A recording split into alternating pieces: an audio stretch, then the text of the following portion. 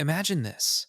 While most 22-year-olds are busy worrying about college assignments, exams, and landing their first jobs, three friends were building an AI company that would eventually make them billionaires.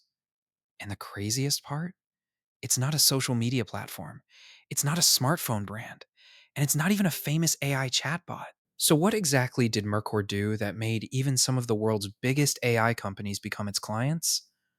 Today, we're diving into the complete story of Mercor and how three young founders built one of the fastest rising companies in AI. In today's Explainer, we are going to talk about such a mind-blowing story that starts from a college dorm room and reaches to a $10 billion AI company.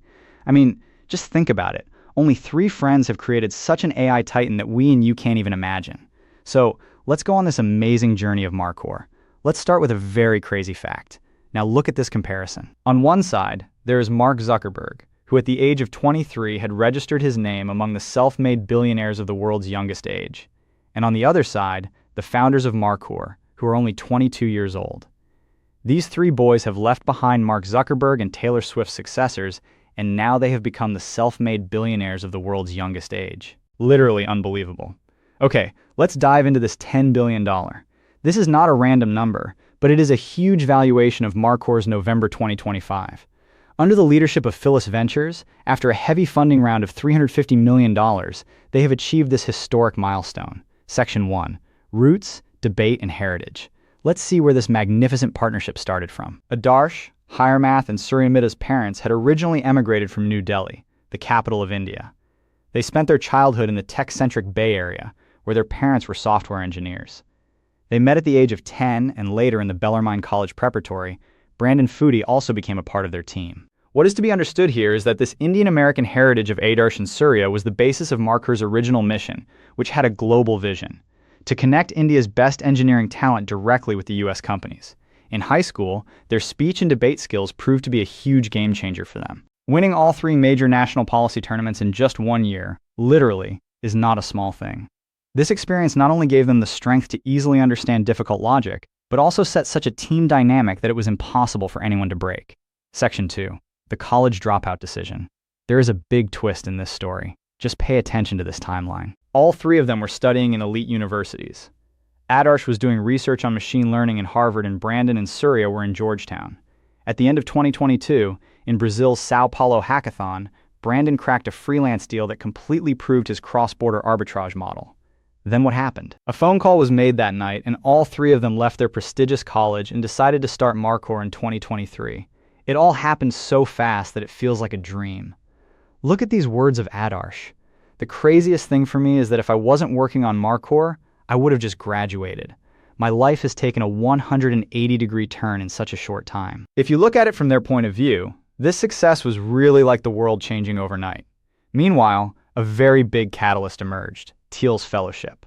This program by investor Peter Thiel grants young entrepreneurs $100,000 to turn their ideas into reality instead of going to college. In 2024, by being selected in this fellowship, they got access to an elite network of investors that worked hard in the growth of Mercor. Section 3. Pivoting to AI training. This is the most crucial turning point of this whole story. Now, what's really interesting about this slide is this genius pivot of Mercor. Mercor 1.0 was completely focused on software engineers from India and Latin America, who were given freelance coding projects for US companies. But everything changed in Mercor 2.0. They started hiring PhD holders, lawyers, and doctors. Why?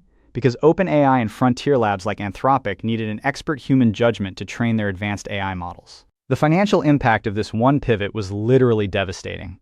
In the first 9 months, their annualized revenue run rate was only $1 million.